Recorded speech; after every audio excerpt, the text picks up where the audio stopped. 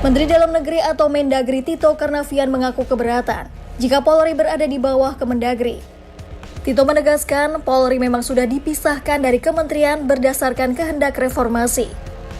Oleh karena itu, seharusnya Polri berada langsung di bawah Presiden bukan kementerian.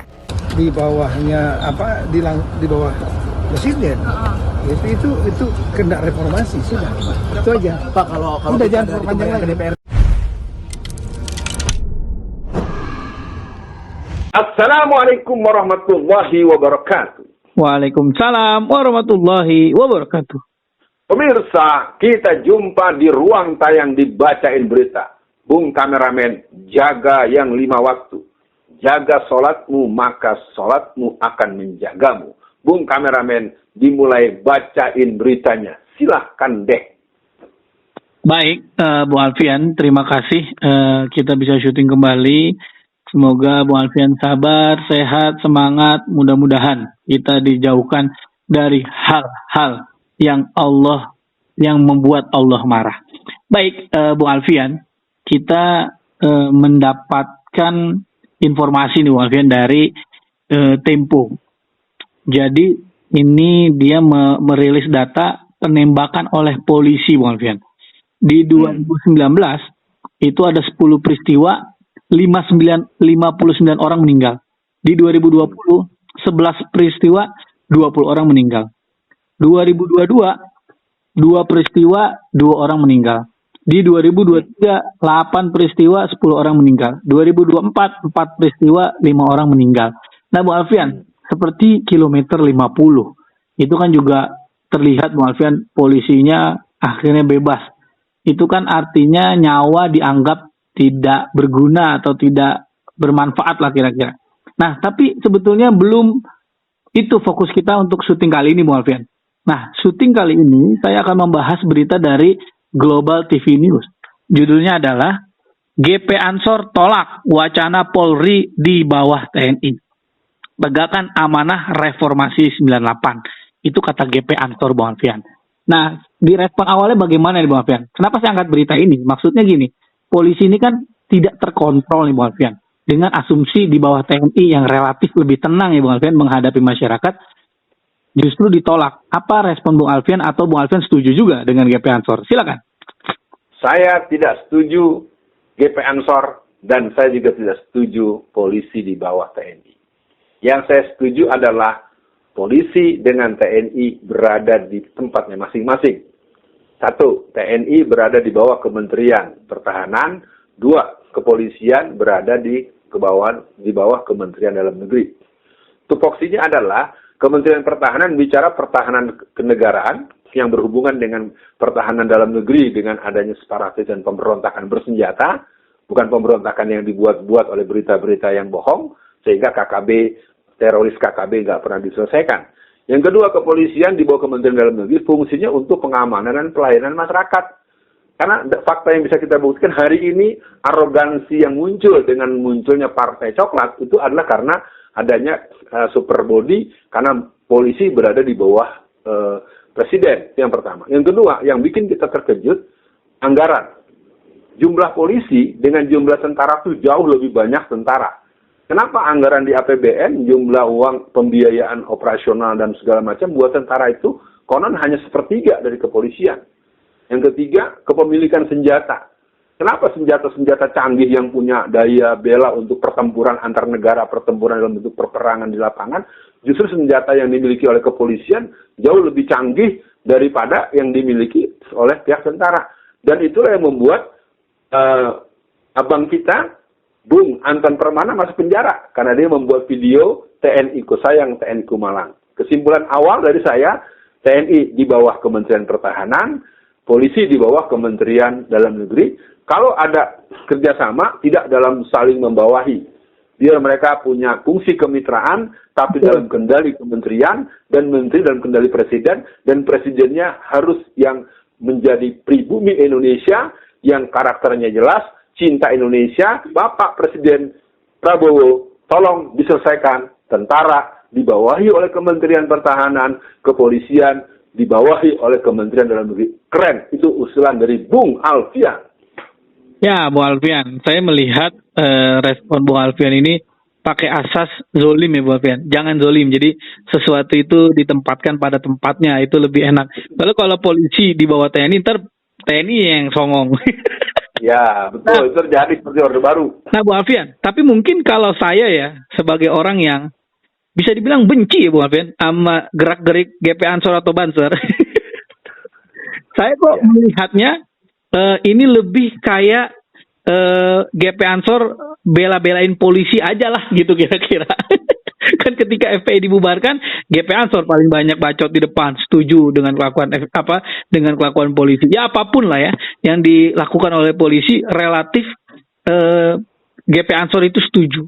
Nah Bung Alfian, ormas-ormas keagamaan atau ormas-ormas pergerakan, saya lihat itu kan harusnya adalah fungsinya ada mengkontrol para aparat juga kan, salah satunya itu misalkan aparat tentara atau aparat polisi, atau mereka bisa bersinergi menjaga kerukunan, bukan malah ngomporin, bukan malah menjelekkan sesama Islam, menunjuk ini provokator lah, ini apalah.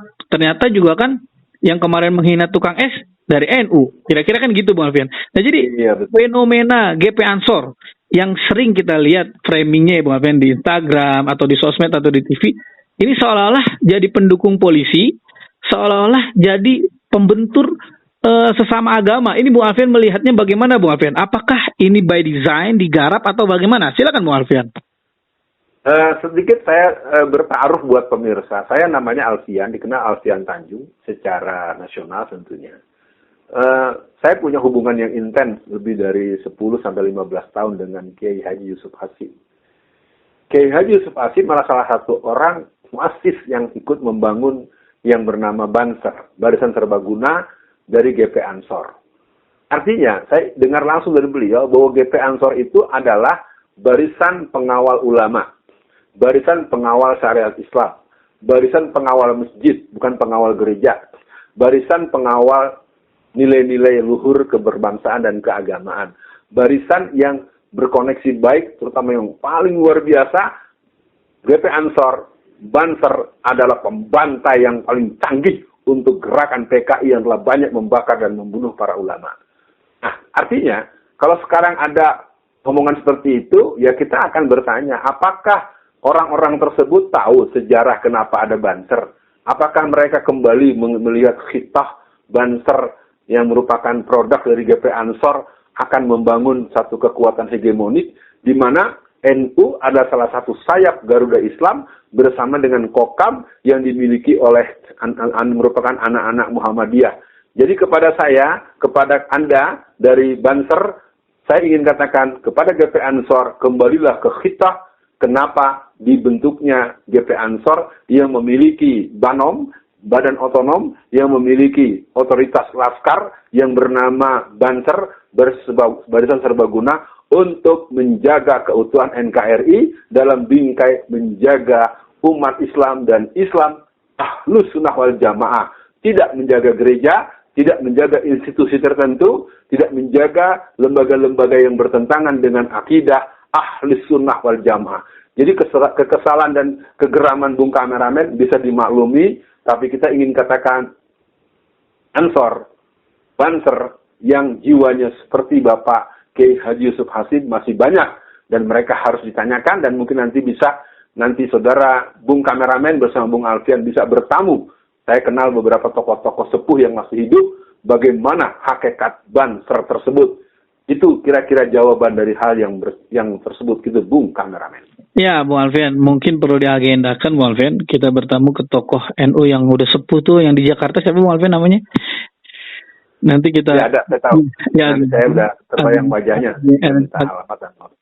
Iya, kita perlu agendakan agar kita bertanya ulang gitu, sebetulnya Banser itu gimana sih fungsinya. Jadi mungkin Bung Alfian untuk akhir sesi kali ini kembali tentang kepolisian yang sering melakukan hal-hal di luar kepatutan Bung Alfian. Ini kan menurut saya Bung Alfian ya, sangat meresahkan, sangat zolim, sangat mengganggu, tapi masyarakat dibuat tidak bisa melakukan apa-apa. Nah mungkin nanti kita perlu bahas juga tuh Bung Alfian. Kenapa? Karena contoh misalkan Bung Alfian, KPK itu dari polisi lagi. Ya kalau kita tanya nih dari 280 juta warga Indonesia, emang masih ada yang percaya sama polisi? Kira-kira kan gitu. Nah, tapi untuk akhir sesi kali ini Bung Alfian, pesan Bung Alfian untuk Pak Prabowo lah ya, agar menempatkan polisi, tentara di tempat yang sebetulnya mereka mesti ditempatkan Bung Alfian, agar nih Bung Alfian, agar polisi dan tentara itu sadar diri Bung Alfian. Gaji mereka tuh dari pajak kita. Jadi bukan mereka yang nyolot ke kita. Harusnya kita yang nyolot ke dia. Kira-kira gitu. Untuk closingnya silakan Bung Alfian. Ya, Bung Kameramen, sebagai seorang jurnalis, kadang-kadang bikin pusing Bung Alfian. Minta pendapat akhir tapi berisi ribuan pertanyaan, bahkan jutaan pertanyaan. Ini yang mana nih yang mau dijawab? Mungkin yang pertama, yang berhubungan dengan kepolisian. Polisi ini menurut saya memang harus dibuat tahu diri, ya, tahu kuadran, tahu posisi diri. Jadi kembali buat closing statement saya, kepolisian harus disadarkan bahwa mereka adalah warga Indonesia, rakyat Indonesia, mereka punya kewajiban untuk berbakti dengan negara Indonesia yang berdaulat dan menjadikan negeri ini terkawal dengan sistem politik dan tidak menjadi kepanjangan tangan dari oligarki, dari dinasti, daripada kartel, karena ini bagian yang sangat terindikasi kuat. Yang kedua, terminologi parcok, partai coklat itu jelas afiliasi dan pembantahannya adalah harus dengan pembubaran parcok itu. Harus ada munas gitu kalau kata Bung Kameramen. Ada munas musyawarah nasional pembubaran partai parcok, bahwa parcok bukanlah partai, parcok adalah satu nama yang bukan punya kami. Dan itu membuat salah satu atau dua orang anggota DPR RI di sidang di MKD dengan hukuman super ringan. Yang ketiga, buat seluruh masyarakat Indonesia, percayalah, i'diluhu aqrabu littaqwa. Percayalah, kita tidak boleh lemah menghadapi orang-orang zalim, orang-orang yang tidak sayang pada rakyatnya, orang-orang yang cenderung mengarah pada penjual negara, pengkhianat negara. Mari kita kawal Indonesia kita, Indonesia berdaulat bersama Bapak Prabowo yang harus membuktikan langkah-langkah beliau untuk membersihkan negeri ini dari anasir-anasir yang merusak stabilitas nasional, anasir-anasir yang cenderung berpihak para kapitalis, para oligarkis, dan para dinasti. Maka tentu kita terus bergerak, bekerja, jangan terlalu berharap pada manusia. Assalamualaikum warahmatullahi wabarakatuh.